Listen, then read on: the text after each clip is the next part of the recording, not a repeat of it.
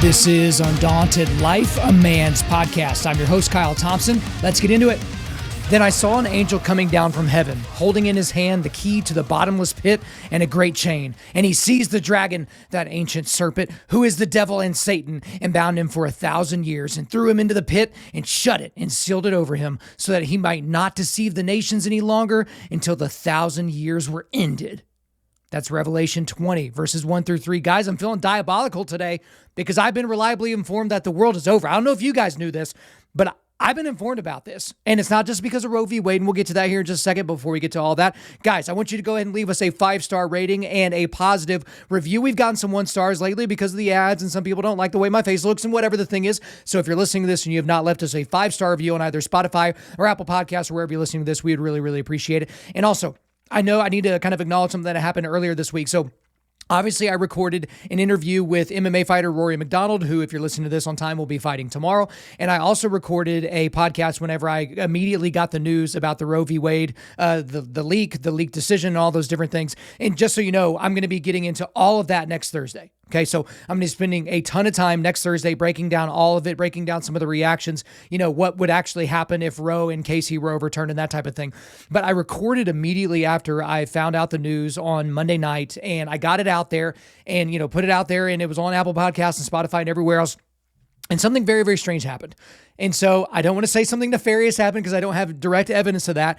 But all of a sudden, the podcast just disappeared when I woke up in the morning. So it was still showing up in people's feeds, but whenever they would try to play it, it showed as a corrupted file and all those different things. I don't really know what happened, so I had to kind of release it. So it seemed like I released it a little bit late, but it was, kind of right after I got all that. But, if your podcast feed, especially on Apple Podcasts, was mixed up there for a second and my episodes were out of order, it should be okay and straight in order now. So I think, Rory's was 304 and then the Roe v. Wade podcast is 305. So just wanted to make sure we address that. And before we get into today's content as well, if you have not been following on social media, and if you're not on our mailing list, first of all, you should be on our mailing list. Just go to our website. You can sign up and you can get our 100 books that every modern Christian man should read list.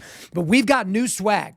We finally got it. I know you guys asked for forever, and then we did the rash guards and the t-shirts last year, but we've got a new t-shirt. It is blue. It's got an American flag on the back. It's our freedom tee, but also we have hats. You guys have been asking about hats for a long time. I threw it out there as a, survey, which guys do you want? Do you want the classic snapback or do you want the trucker hat? And the trucker hat was far and away the overwhelming majority of that. So those are both now on our website. The shirts are just $30. The hats are $40, and you can buy them both for just $60. And this is pre-order only. Okay. So this is very, very important. We are not going to keep a store for the foreseeable future just open on our website. So I think we have like 3 or 4 of the black t-shirts left and maybe 1 or 2 of the rash guards, but it is just an overwhelming amount of time when that's not your main thing. If your main thing is doing a clothing brand and that's what you want to do, you'll do all that and you'll keep all the inventory, but that's not really what we want to do. It's not a super profitable thing for us. We just wanted to do it because you guys wanted to rep Undaunted Life. So we're only doing pre-orders. So 3 or 4 times a year, we're going to do merch drops. And with a merch drop, we're going to do a t-shirt and then another item. So this time we did a t-shirt and a hat. Next time we might do, a t-shirt and a hoodie, or a t-shirt in a like a performance hat, or another rash guard, a long sleeve rash guard, or something like that. We're going to do a t-shirt every time and then change it up depending on the season. But this is our summer drop. But again, it's pre-order only. Pre-orders are open now, but it only runs through the 31st of May. You will not be able to get this stuff after the 31st of May. We will not be holding any extra swag back to sell later. There's a small chance we'll be able to put some of the hats for sale on the website, but you've got the entire month of May, guys. I mean, I'm recording this on, the 3rd? You've got the entire month of May to get in your order. So just go to Undaunted.Life/shop. That will be in the show notes. So it's www.Undaunted.Life/shop. If you do not order one in the month of May, you will not get it. Now, on today's podcast, we're going to be going over a bunch of information. We're going to be going over how the Biden administration is adding their own ministry of truth. The Biden administration floating student loan forgiveness is what they're calling it. The brutal murder of a 10-year-old named Lily Peters by a 14-year-old. Also, the state of California legalizing literal infanticide. And then Joe Biden informing us that our kids don't actually belong to us. But for the main story for today, if we've learned anything in the last couple of weeks of living in this country and living on this planet, It's that you don't mess with the Babylon Bee. You don't mess with it, because you go messing around with the Babylon Bee, and there might be a billionaire somewhere that's a big fan of the Babylon Bee that isn't going to appreciate that very much, and they're going to buy your business, because that's exactly what happened when Elon Musk, who is a favorite of the Babylon Bee, and he likes the Babylon Bee and all those different things, he bought Twitter, and literally the world ended. And we're going to get way more into that. But last week, the deal that, many thought would not get done, got done on April the 25th, 2022. Twitter's board voted unanimously to accept Musk's bid for $44 billion to purchase the social media company outright. And he's taking it private and going to do a bunch of things with it. Now, the thing about it is, most people don't realize is he's not over there at Twitter right now, taking care of things. The deal won't actually be finalized for about another 6 months or so, but it would take something otherworldly at this point to derail the deal. Like, it's going to happen, but it's just going to take a little bit of time. Now, the thing is if you weren't familiar with the Babylon Bee stuff, so the Babylon Bee is kind of a Christian conservative satire site, but they do things incredibly well. Like, we share more of their stuff on our Instagram than anybody else because they constantly hit the mark, but they also hit the mark with a guy like Elon Musk. He thinks it's really, really funny. He's actually gone on their podcast before, which is really awesome. But then the Babylon Bee got banned for naming Rachel Levine, who's one of the undersecretaries with the federal government, who's quote unquote transgender. This is a dude that thinks he's a woman. I think they named him the Man of the Year or something like that, and they were banned from Twitter. And luckily, those guys that run the Babylon Bee and are the CEOs and run everything that's going on over there, they said, yeah, we're not bowing to this, because they said, we'll give you your account back, but you got to delete that tweet. And they're like, no, screw off. We're not deleting this tweet. And then here we are, the Babylon Bee's reinstated, and they're going to be under new ownership before too long. But the thing about it is it might seem like I'm a little bit late to the party talking about this, because that's all anyone could talk about last week, really, until the stuff broke on Monday with the Roe v. Wade stuff on the Politico article that was released. But this gave me a really good opportunity to kind of sit and marinate and look at what everybody was saying on the left and on the right, and the 14 people that still consider themselves in the middle. And I already had that Q&A episode ready to go. And so it's like, okay, this is a unique opportunity for me, but I'm just glad it afforded me the time to kind of formulate my opinion a little bit further. And I'm going to be doing the same thing, because I got my initial thoughts out on the Roe v. Wade thing that broke. And I did that episode that released earlier this week. But next week, I'm going to go into much, much more detail, because you can just tell that there's going to be a ton of wailing and gnashing of teeth over the next week to 10 days. But my immediate reaction, and some, I guess, of the immediate reactions to the news of Elon Musk buying Twitter and to some of those changes, is that people on the right shouted with glee, right? And then people on the left, they went absolutely apoplectic. Like, they were just inconsolable. In the center, again, however many people still consider themselves in the center, they probably smiled, maybe didn't really change what they were doing all that much. But one of the funniest reactions of them all was from a guy named Ari Melber. And so this is a contributor or a host at MSNBC. I'd never heard of this person before, but of all of the tweets, of all of the clips from news stations, of all the TikTok videos, of all of the everythings, this is my favorite one. And it's so amazing that this guy doesn't understand what he's saying and how ironic it is. So let's go to the clip here. You own all of Twitter or Facebook or what have you. You don't have to explain yourself. You don't even have to be transparent. You could secretly ban one party's candidate or all of its candidates, all of its nominees, or you could just secretly turn down the reach of their stuff and turn up the reach of something else, and the rest of us might not even find out about it till after the election. Elon Musk says this is all to help people because he is just a free speech, philosophically clear, open-minded helper. I mean, can anybody get this guy a mirror? Like, it's astonishing. Like, these people literally have been high on their own farts for so long that they're making up in their wildest dreams scenarios that people on their side have already done. Just absolutely, absolutely incredible. So one thing we also saw is that leftists, started leaving Twitter, but they would make this big grandiose statement on Twitter about the fact that they were leaving Twitter. Whereas if you were just literally like, you were so overwhelmed with how negative of a thing that this was, wouldn't you just kind of leave? Why do you have to make a big deal about it? And you're getting rid of an account. And so you're making this big announcement, and then you're making your account go away, where people can't actually access the stuff that you just put out there. Anyway, so a lot of leftists left and nobody really noticed. But then the interesting thing is conservatives, and basically every prominent conservative person or group, saw their followers and their engagement numbers explode. I mean, there were people that were gaining tens of thousands or hundreds of thousands of followers in a day or two. And these were people that, had struggled. And, about a year ago, there was this big purge of what they called fake accounts. And, these people that had a bunch of followers on the right, they weren't really getting a lot of traffic. Their people were emailing them and saying, hey, I'm not seeing any of your posts. I had to go to your page to see anything like that. Now, the thing is since this happened so immediately after the announcement of Elon Musk acquiring Twitter, you have to assume that this is some sort of, cover up attempt by the Twitter employees, trying to cover their tracks, albeit horribly, because you're making it incredibly obvious because this happened almost immediately. But isn't it interesting that shadow banning is just another conspiracy theory until it isn't? Because people have been complaining, especially conservatives, about being shadow banned for a lot of time. Like, hey, no one's seeing my videos. Hey, no one's seeing my tweets. Hey, all of a sudden I'm losing followers. Hey, I'm having my people tell me that they've liked and shared my stuff. And then all of a sudden they go back to their own accounts and it's not been liked or shared. And it's really, really weird. But now it's been confirmed, along with a lot of things that we've seen since 2020, is it's always a conspiracy theory until we see the evidence. And now we have. So I've got a bunch of random thoughts I want to go through on this Elon Musk thing. And so let's just kind of fire in. The first thing is FU money is a real thing. I mean, my goodness. I mean, in one, albeit very expensive fell swoop, Elon Musk has bought the town square where everybody goes to have their conversations and pretty much doomed all of his competitors, all the Twitter lights out there, all those apps to failure almost immediately. So Truth Social, which is Donald Trump's thing, which is still being downloaded a bunch, but I literally don't know anybody on the planet that has a Truth Social account. Personally, not a single person. I don't have one. I don't know. But Parler is going to be done for. Getter is going to be done for. Gab's going to be done for. Because the thing about all those other platforms is those platforms were there because Twitter was such a cesspool. Because Twitter was shadow banning people, because Twitter was a bastion of left-wing thought and basically stamping out right-wing people, right? And that's essentially not what Elon Musk is going to allow it to be moving forward. At least that's how he's signaling. But, FU money, that's what he's got. And he flexed it. I mean, $44 billion. I mean, people were like, he doesn't even feel that. It's like, yeah, he does. Like that's a lot of money. Another random thought is it is very, very funny to me that leftists freaked out before Musk actually took over and changed anything. When they announced that he was putting the money together to make this bid, they were freaking out. And then whenever you heard he got other people to come into his bid with him to solidify it, it even got a little bit more rankus from that side of the crowd.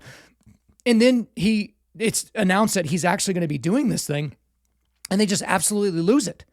And Elon Musk is not doing anything right now other than tweeting. Like he maybe is doing some things behind the scenes, but he's running nothing. But isn't it interesting that leftists are already freaking out?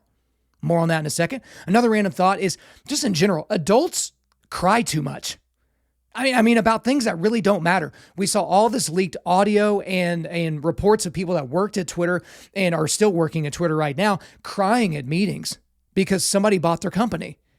Now, I can kind of understand it from the point that if they make really, really good money and they've built up this lifestyle for their families and maybe their family tree, and all of a sudden they're thinking to themselves, man, I'm going to be on the unemployment line here before too long, even though most of those people have golden parachutes, but that's neither here nor there.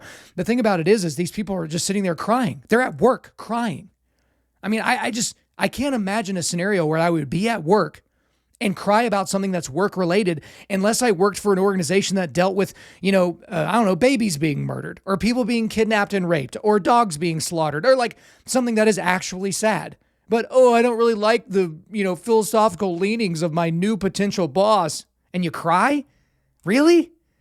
I mean, maybe Crispin Mayfield, maybe that's his kind of a thing because he's probably still crying from the interview he and I did a while ago. But most adults can get through the day and be resilient enough to not sit there and boo-hoo into their coffee. But, to each their own, I guess.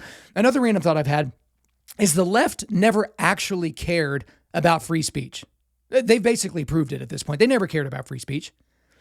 They cared about, and I guess still care about, control. That's what they want. They want control. They want to control the narrative. They want to control speech. And if they can do those two things, they will control thought. That is what they are trying to do. That is what they are attempting to do. And things like Twitter allow them to do that. The mainstream media allows them to do that. Hollywood allows them to do that. The narrative, speech, and thought. And that's why the White House and Jen Psaki and all the people on that team over there almost immediately came out to discuss regulating social media companies. Oh my goodness, where was this the entire time the Hunter Biden laptop story was being basically eradicated from social media, something that could have swung the election in 2022? Although, Joe Biden apparently did get 81 million votes. Who could have thought that a guy that was basically dead could get 10 million more votes than Barack Obama did, the most popular president in modern history, right? But it's clearly about control now, because the White House and other Democrats that are in charge and in control, they're so concerned about one of their golden gooses not being in their control anymore. Now, they also almost immediately came out with their own way to combat disinformation, as they're calling it. And we're going to get way more into that in the quick hitter section. Now, another thought I had is that I do find it very rich that nobody on the left complained when a very, very rich man named Jeff Bezos bought the Washington Post, a major newspaper. And the reason they didn't freak out is because they knew that Jeff Bezos would keep that paper left-leaning. And yet they are terrified that another rich man named Elon Musk is buying Twitter and is not intending to keep it left-wing. And yet he's going to allow it to be whatever it wants to be. So if you're left-wing, you can obviously be on Twitter. He's not going to ban you. If you're right-wing, you can obviously be on Twitter. He's not going to ban you.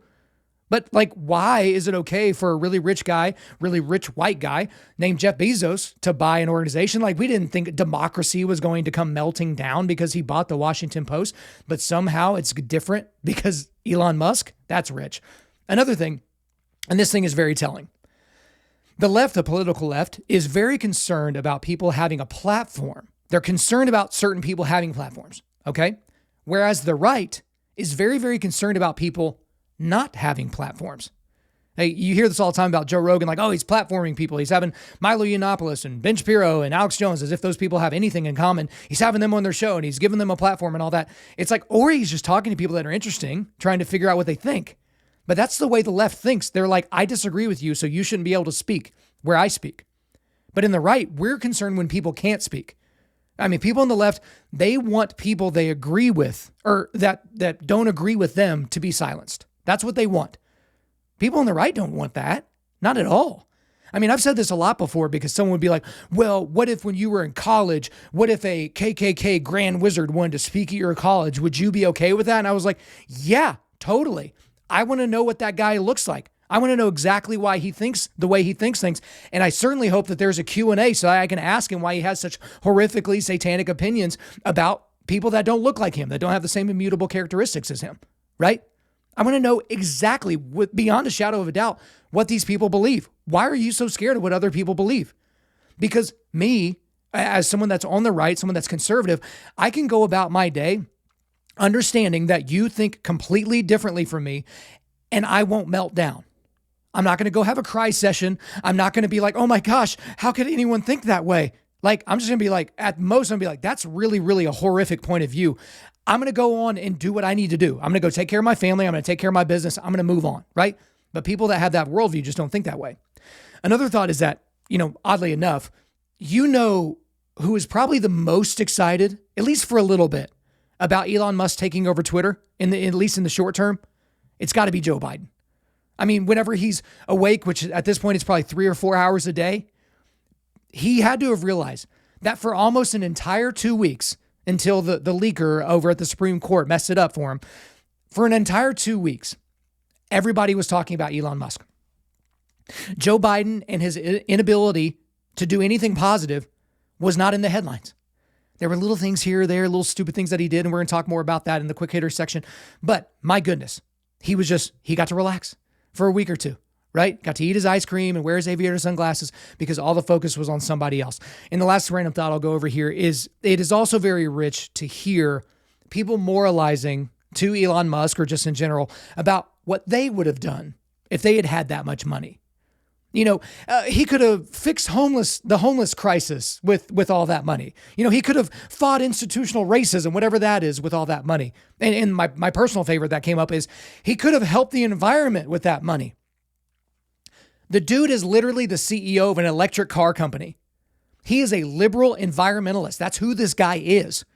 His entire thing is about getting people to Mars because once we destroy this planet, we got to be able to go somewhere else and have a civilization. And he's making these electric cars, which are actually not great for the environment, but we don't have to really get into that right now. But that's his whole deal.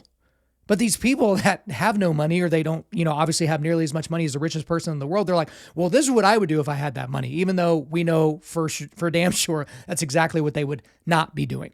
Now, there are a lot of things that people are wanting Elon Musk to do. So I'm going to give you kind of a list of my things that I want to see Elon Musk do with Twitter. The first thing he needs to do right from the very beginning is he needs a clean house. And I mean immediately. Scorched earth, clean house. Fire almost everybody that does not need to be there. Because if these people are going to be actively working against you, because again, he's not getting rid of SpaceX. He's not getting rid of Tesla. Like, he can't run Twitter full time. And he probably doesn't trust anybody to that he could hire to run it full time, perhaps. But he's got to get rid of the CEO. He's got to get rid of the entire board. He's probably got to get rid of the entire C-suite. And then he's got to start working his way down and getting rid of people. Because here's the thing. Most people haven't heard this stat. It's absolutely incredible. But 98.7% of campaign donations coming from Twitter employees went to candidates from the same party. Do you want to guess which party it was? 98.7% of campaign donations coming from Twitter employees went to Democratic candidates. Shock of all shocks, right? Who could have possibly seen that one coming? Okay. All these people think the exact same way, and that needs to be eradicated. That needs to be dealt with almost immediately. The next thing, he should consider moving the Twitter headquarters to a red state, because he's going to continue to get people that want to live in that area where everybody is blue, where almost 100% of people give to the same types of candidates. So perhaps moving them to Texas would be a good idea. Tennessee, Florida, like something like that. Moving the headquarters could do a lot of things for changing the overall environment at Twitter. Another thing that I think Elon Musk should do is that he should welcome back every single person that was kicked off of that platform for something other than breaking the law. Because there are groups that have been kicked off because they were literally inciting violence, there were terrorists that were trying to organize things. Those things were actually happening.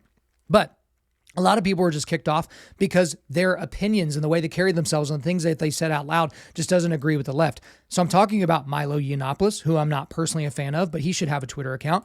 I'm talking about Alex Jones, who's funny, but I'm not really a huge fan of. He should have a Twitter account. And yes, Donald J. Trump. They should all have their Twitter platform. They should all have their personal profiles back. Now, it'd be really, really ridiculous for Donald Trump to say, hey, we're going to launch True Social and then go back over and get a Twitter. But if he runs for president again, which all signs point to the fact that he will be, Lord help us, why wouldn't he go back to Twitter? Because at True Social, he may be able to reach tens of thousands, maybe hundreds of thousands of people, whereas on Twitter, he's going to reach tens of millions of people. So that would be something that he would consider. Another thing that I think Elon Musk should fix once he gets over and starts running Twitter is fixing the trending category. So I basically for years now have ignored the trending category because everything in the trending category basically was bogus. Some of the stuff was promoted and put there, so people were paying to be trending, but it was always left-leaning trending stuff. It was completely biased. So the only time someone on the right would be trending was always for a bad thing, some sort of a scandal, right? Oh, they got owned on this college campus when they were doing a speech or something like that. But fixing that to where it's like, what are people literally talking about? Right? Because some things would be trending and only there'd be a few dozen tweets, but it was something that people on the left, people that worked at Twitter really, really liked and enjoyed. Okay. So I would fix that. Another thing is open source algorithm. So we should be able to see the algorithm so we can really know whether or not people are being banned. We can know, hey, this is why this type of content, quote unquote went viral. And this is why this type of content didn't. And the last thing I do want to put out there, and a lot of people have talked about this, is just an edit button for tweets. It's very, very annoying. When I used to do a lot of stuff for Twitter back in the day when I worked for Major League Baseball and did some other things like that, it was so annoying whenever I'd put a tweet out there. I thought I had, proofread it, and then I go back and it's like, oh my gosh, one letter is out of place or something like that. But I do want to make sure that we could still see the original tweet because we don't want people to be editing the past, a la the Ministry of Truth in 1984. More on that in a minute. But we do need to see the original of whatever it is. But if you do make a minor mistake, you should be able to correct that without deleting the tweet wholesale, especially if you've got a thread or something like that going. But overall, before we kind of put a bow on this Elon Musk thing, I'm sure we'll talk about it more throughout the year. But I do think that this is great overall. I really do. But we do need to be cautious. If you're a conservative, if you're a Christian, you do need to be cautious. Okay? Because one thing that was interesting is people were always told that, if you don't like what's going on at Twitter, go build your own Twitter, right? But creating a competing platform just never really was a viable option, in my opinion, because all those other ones like Parler, which I had a Parler for a little account for a little bit and a Getter account, it was only conservatives over there just agreeing with each other. There was no dissenting opinions, and that's not really good for discourse overall. But again, Elon Musk bought the town square, but he didn't just buy it. He took the fencing that they had put up around the town square. He took that down and he removed all the kill squads, all the people that were, roving around looking for people that didn't think like they did or didn't have the same worldview and that were taking people out, right? So he's taken that away. But I do feel a lot of, pleasure in saying this because I know I'm not the first person to say this, but it will feel good. To all those leftists that are freaking out right now, this is my message. Go build your own Twitter. Go build woke Twitter. Go build LGBTQ land. Whatever you want to do, go build that. It shouldn't be that hard, right? But to kind of get back to my overall point about us being cautious, Musk is not on the right, okay? I know he has some right-leaning tendencies. I know he has some right-leaning thoughts. But let's be clear, Musk is not a conservative. He's a liberal. He's an ACLU member. He's given tons of money to Democratic candidates that were running for major office. He's an environmental activist. He does a lot of things that do not agree with the right. So if you are a true conservative, if you're a dyed-in-the-wool Republican, if you're that type of person, you can say some of the things that he's doing and some of the things that he's allowing for you to be able to do are good and positive things. But don't get caught up in the cool factor, okay? Stand on your principles, stand on your morals, okay? And also, Musk is not a follower of Christ, nor is he Christ. Some of the things people were saying about Musk after this all went down, I'm like, okay, can we stop with the hero worship a little bit? Like, it's getting a little bit ridiculous. Like, yes, this is a really, really good thing. But again, Musk does not purport to be a Christian of any kind. He doesn't have a Christian worldview. This is a guy that you should pray for, because imagine if the world's richest man became a follower of Christ. Wouldn't that be an incredible thing? I mean, it would be great for Twitter in probably the least cool way that anyone can think of, but it's like, that is such an awesome thing. So pray for him, pray that he changes. But again, that's not who he is. He's not a Christian. He's not a conservative. We should obviously understand that. But we can hope for an extremely positive outcome to all of this, but only time will tell. All right, guys, let's get into the quick hitter section. Let's get into the first one here. The Biden administration is adding their own Ministry of Truth. So this is according to the Daily Wire. President Joe Biden's Department of Homeland Security, DHS, is working to create a, quote, disinformation governance board, unquote, DGB, that's one letter off from KGB, to counter what they determined to be false information relating to national security. On Wednesday, this was Wednesday of last week, Politico reported that DHS is creating the board to coordinate counterterrorism or countering misinformation related to Homeland Security, focused specifically on irregular migration and Russia. Okay, so a guy named Alejandro Mayorkas, he runs DHS. He's gone and did a bunch of the rounds because the rollout of this information, especially on the heels of what Elon Musk did, everyone was rightfully calling this Orwellian. Okay, so when you hear people say something like Orwellian, for most of you that don't know, they're referring to the Ministry of Truth, as George Orwell describes in his novel from 1949 called 1984. I think we added 1984 to our 100 books every modern Christian man should read list last year. But the name Ministry of Truth is a misnomer. And if you've read the book recently, you know that. It is misnamed as those within its walls of the Ministry of Truth actually serve the opposite purpose. So the people that work there, they're serving to falsify history and to present it in order to kind of suit the beliefs and the intentions of the party, right? That's the ruling class that we hear about in 1984. Now, this organization is going to be headed up by an individual named Nina Jankowicz. And so as of right now, even with all the bad press that she's getting, that is still something that, she's essentially being primed for. So this is an individual that pushed the story that the Hunter Biden laptop was Russian disinformation. And she's never disavowed that claim. And she's clearly a partisan hack. Anytime you hear anything that she's saying, whether it's in the media or anywhere else, it doesn't really matter what someone like Mayorkas says. She's not somebody that's nonpartisan. She is somebody that is very, very partisan. And she makes that very, very clear every time she opens her mouth to talk about the subject of misinformation. But she's actually, very interestingly enough, the latest proof that theater kids shouldn't be in charge of anything.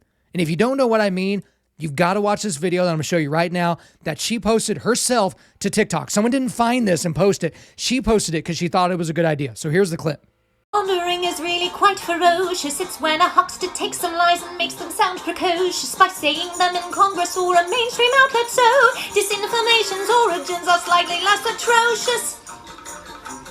It's how you hide a little lie. It's how you hide a little lie. It's how you hide a little lie. When Rudy Giuliani shared bad intel from Ukraine, or when TikTok influencers say COVID can cause pain. They're laundering disinfo and we really should take note and not support their lies with our wallet, voice or vote. Oh, information laundering is really quite ferocious. It's when a huckster takes some lies and makes them sound precocious by saying them in Congress or a mainstream outlet. So disinformation's origin seems slightly less atrocious.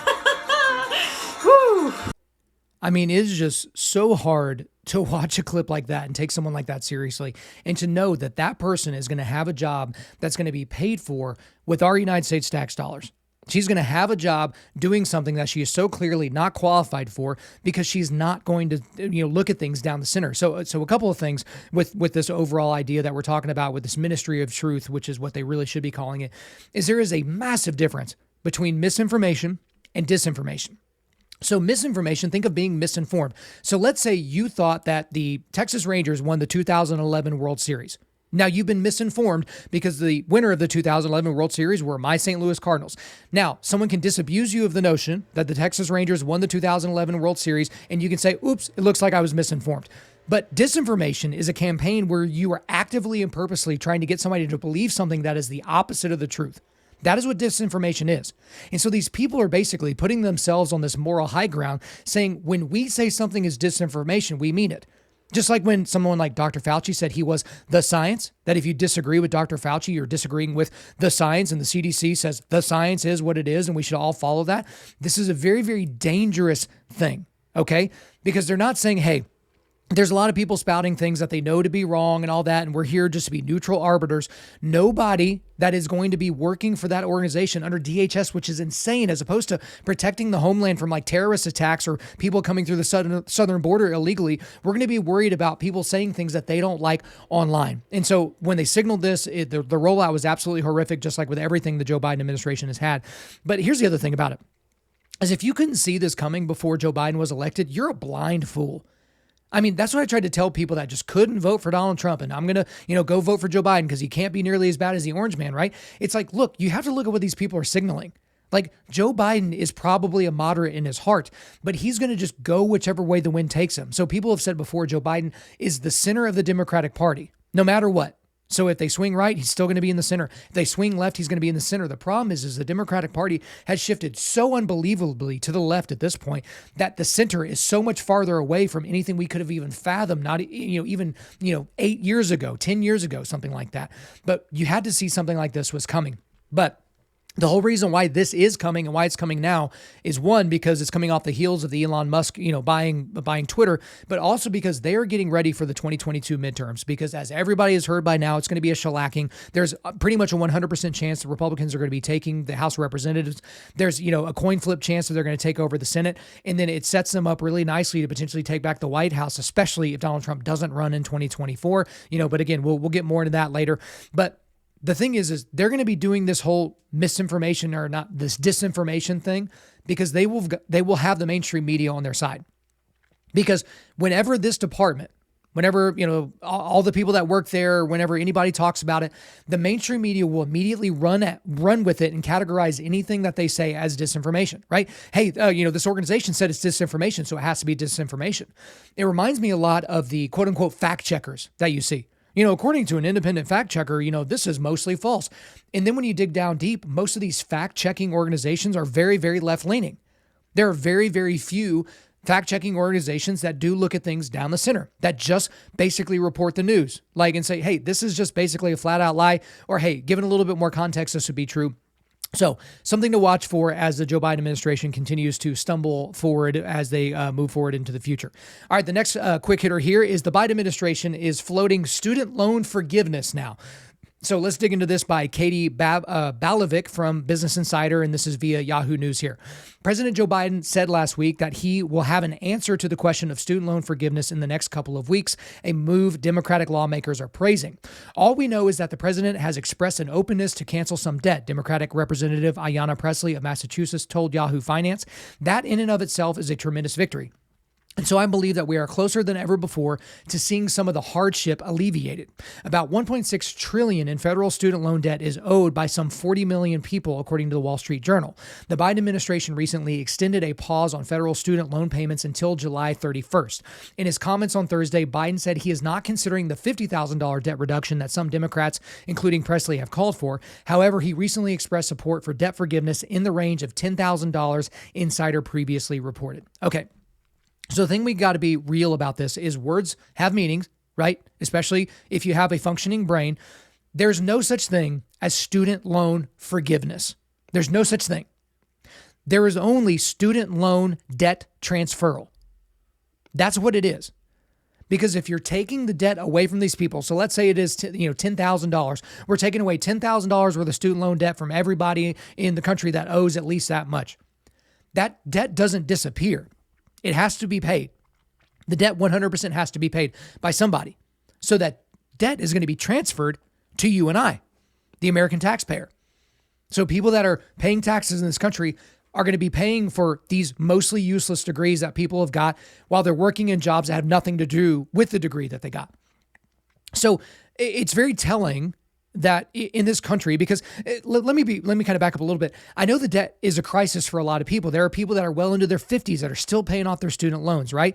But it's more indicative of the system that we have in the United States. Because in the United States, as an 18-year-old, you can get $100,000+ in student loans for a worthless degree, but you won't be able to get a $10,000 loan from a bank or anywhere else to start a small business.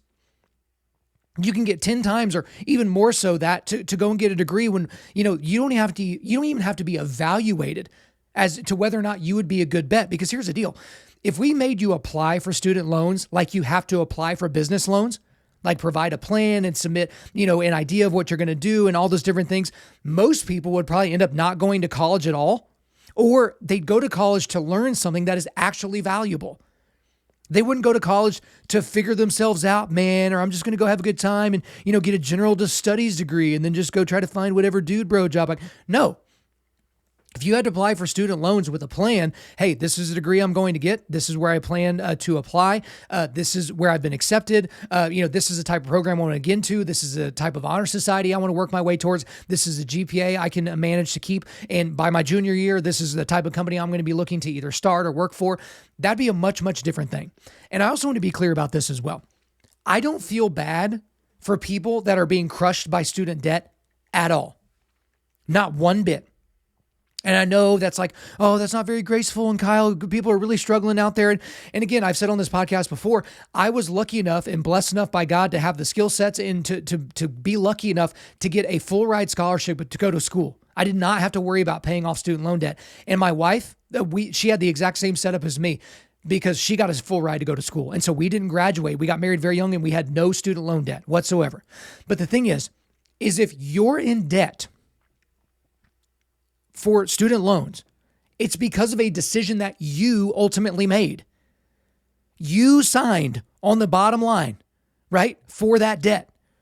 You made the subsequent poor decision by picking your degree program.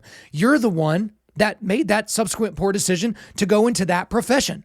So you have these people that spend $150,000 on an education, and then, all they're good for is maybe a $42,000 a year job at a community college. And they're like, I'm never going to be able to pay off this debt. It's like, that was your decision. That's not my problem. Like, I'm not going to pay for your bad decision. Like, I don't even know you. The same thing like when teachers constantly complain about what they make. It's like, you chose to go to school to become a teacher.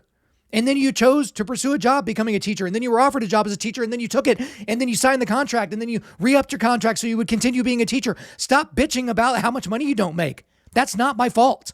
Okay? Now, the thing is Joe Biden is doing this to placate the leftists in his base. I don't think he actually believes in student loan forgiveness. I don't think he thinks it's like this massive crisis. And hopefully it doesn't come to pass. But the reality is the only thing that I will kind of come to the side of people with all the student loan debt, it's the only debt in this country that I know of, that I'm aware of, that you can't file for bankruptcy to get out from underneath it. I think that is absolutely crazy. So there are people that have been swindled and that have been tricked or something like that, and they've got all this debt and they're literally not going to be able to get out from underneath it. There should be a way out for some of those people, but the way out is not making the taxpayers pick up the tab for their very, very stupid decisions. I'm sorry, I'm not here for it. All right, the next quick hitter here. I'll get better at saying that. This is my first time really doing the whole thing, so let's get into it here. There's the brutal murder of the 10-year-old girl named Lily Peters by a 14-year-old. This is absolutely a horrific story, but there is actually a reason behind it. Okay, so let's get dig into the story here. This is according to Elliot Hughes and Chris Mueller at USA Today. Law enforcement in Wisconsin launched a homicide investigation into a 14-year-old boy after discovering the body of a 10-year-old girl near a walking trail on Monday. I think this was 2 Mondays ago. Police arrested a juvenile suspect who knew Elena Peters, who went by the name Lily, they announced Tuesday evening. Preliminary autopsy results found that Peters died of strangulation and blunt force trauma. Chippewa County Coroner Ronald Patton said that the autopsy showed the manner of her death was homicide, and he expects results from toxicology tests within approximately 4 to 6 weeks. The teen arrested in connection with the death of Lily appeared by video in court Wednesday, where the judge ordered him held on $1 million bail. He actually shouldn't have been offered bail, in my opinion, but maybe that's something with that state. The boy was not publicly identified by name and has been identified only by the initials CPB. So the reason that we're bringing up this story is it's an absolutely horrific story. I hate that something like this happened. Apparently, this 14-year-old boy knew this 10-year-old girl that he beat to death and strangled to death. When you're a 14-year-old boy, you don't have a tremendous amount of strength, so we can only assume that that little girl suffered for a very long time before she finally mercifully passed away. It's just, as a father, it's absolutely, I just can't even imagine what those parents are going through. But what the situation has brought up and what people, whenever they're not talking about Musk or Joe Biden or something else, whenever they're talking about this case, the big question that has been brought up again is, can we and should we try a 14-year-old as an adult?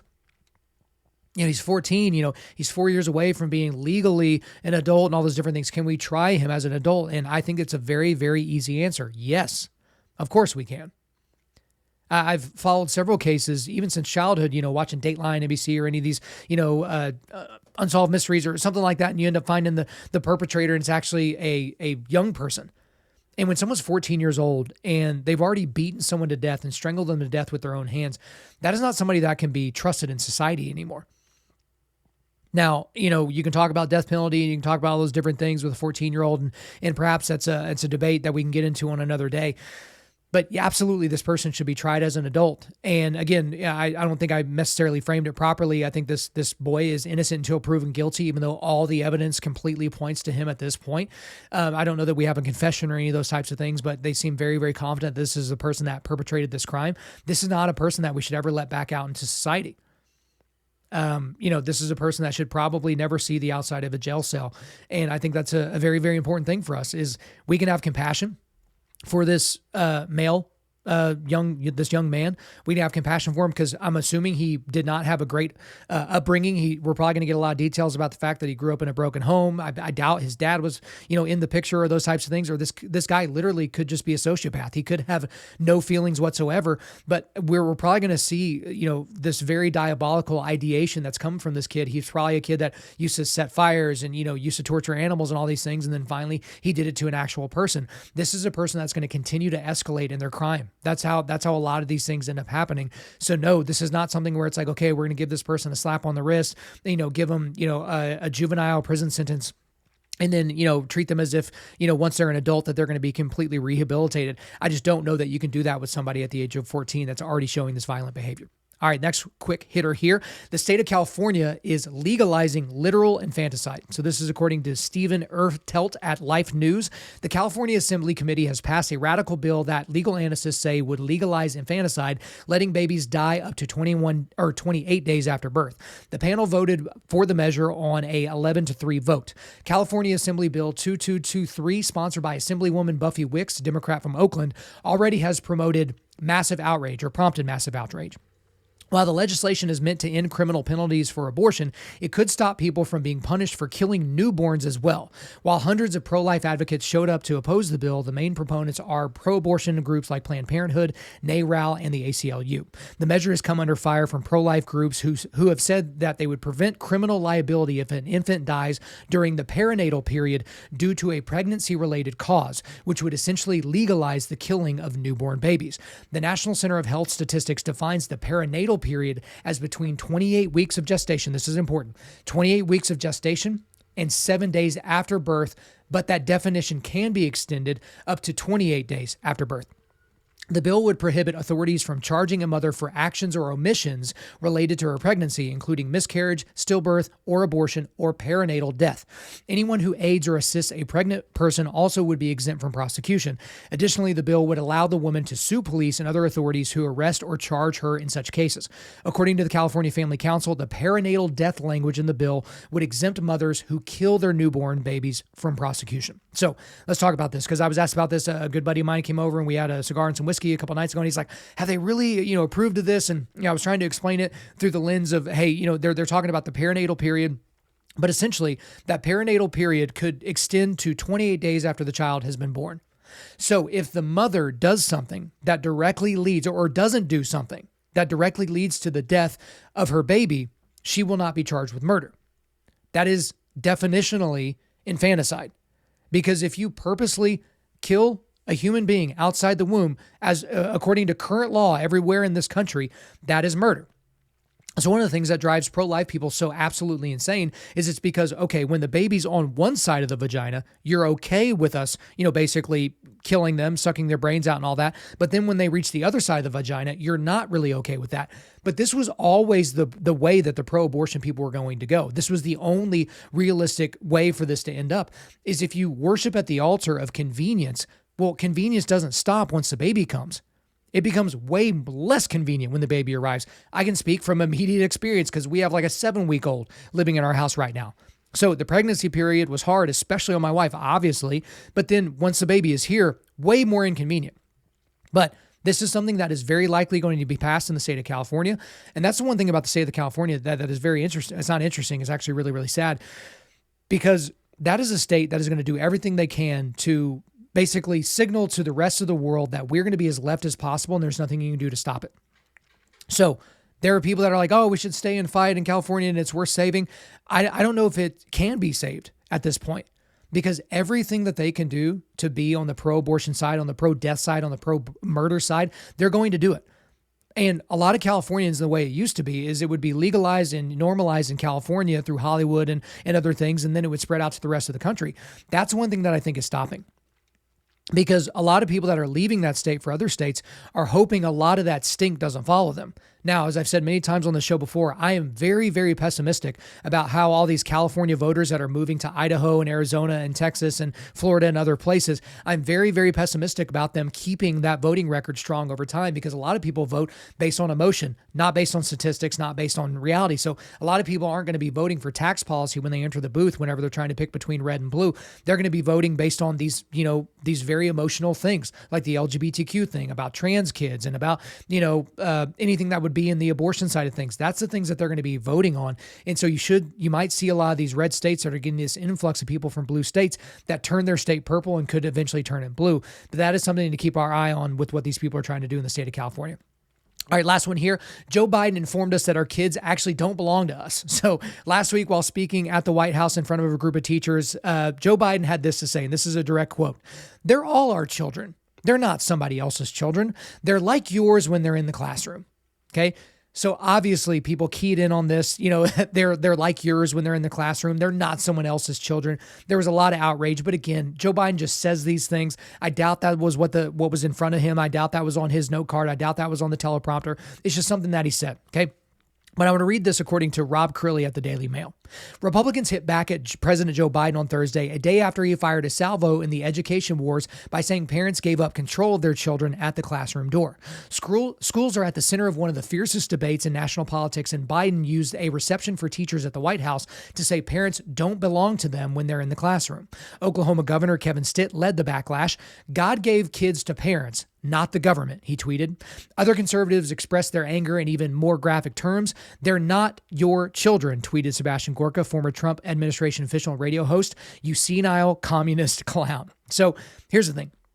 I've talked about this before, and I know it seems like I'm hating on teachers, but, there's a lot of things that teachers say, and a lot of, this hero worship around teachers as if they're this homogenous group of people that are all good at their jobs and all give a crap. Again, in my entire life, the dozens of teachers I've had, I can count on one hand the number of teachers that I feel like really, really gave a crap about their students and about me individually, right? This idea that teachers are just across the board heroes, and if we doubled their pay, they'd all of a sudden be better, is an absolute farce. But a lot of teachers do think that they are fully responsible for your children when they're in their care. Now, to a degree they are, because they're there to teach them or protect them, but a lot of them are going beyond that now.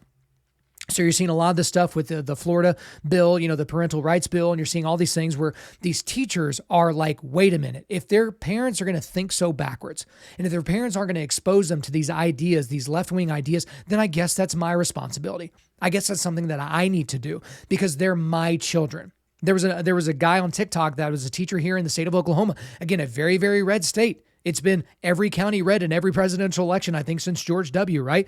But even in this state, this guy took it upon himself to bring queer ideology and LGBTQ stuff and Black Lives Matter stuff into the classroom, as opposed to teaching the subject matter that he's been paid by the Oklahoma taxpayer to teach. He wants to talk about all these other things. Why? Because whenever you're not there, they're his kids. That's how these people think.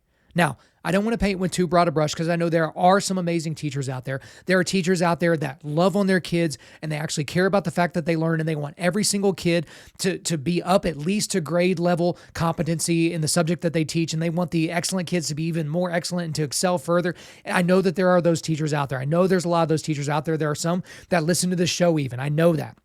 But a lot of people in this group think the same way. They think that they're their kids. These are my kids. That's how they even say it.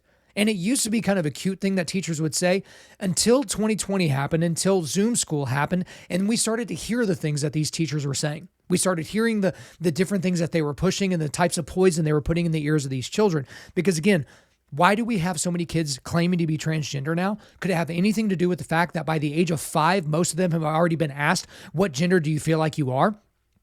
Because again, I've said something along these lines on many shows before, that if you gave me a room full of 5-year-olds, I could probably convince half the room before they left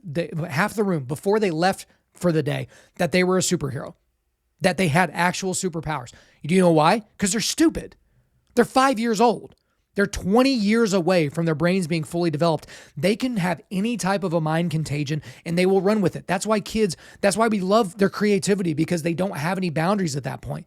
But whenever you inject these crazy ideologies and tell them that these things that are immoral or just flat out biologically false, when you tell them that they're normal, that is the kid's paradigm from a very young age. And by the time you're able to break them out of that, if you ever are, it perhaps is too late. They've already formulated their worldview.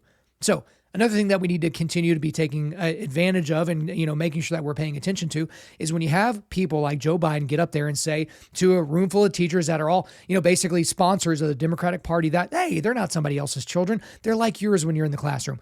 We got to not take that lying down. I talked to a guy today who was talking to somebody, to one of his teachers, and he was basically like, hey, you're not going to do any of that woke stuff in the classroom, are you? You're not going to do any of the LGBTQ stuff. You're not going to, bring in a Black Lives Matter fist and, put it in the corner of in the room. Just have that conversation with the teachers, because it at least lets them know that it signals to them that you're paying attention. And if they get out of line, it's going to be a problem for them. All right, guys, before we let you go, we are going to do a quick resilience boost at Undaunted Life. Our mission is equipping men to push back darkness with content that forges spiritual, mental, and physical resilience. So the links I've got for you today, I've got the link to our shop so you can go buy some new Undaunted Life gear. And then I've got all the articles that I referred to when I was in the quick hitter segment. All right, guys, thanks so much for listening to the show. We do appreciate it. Wherever you're listening to this, please subscribe, rate, and leave us a positive 5-star review. If you want me to come speak live at your event or on your podcast, just shoot me an email to info@Undaunted.Life. That's info@Undaunted.Life. Follow us on Instagram and TikTok, and like us on Facebook, and check out our website for everything else, including how to donate to keep more content like this coming your way. Just go to www.Undaunted.Life.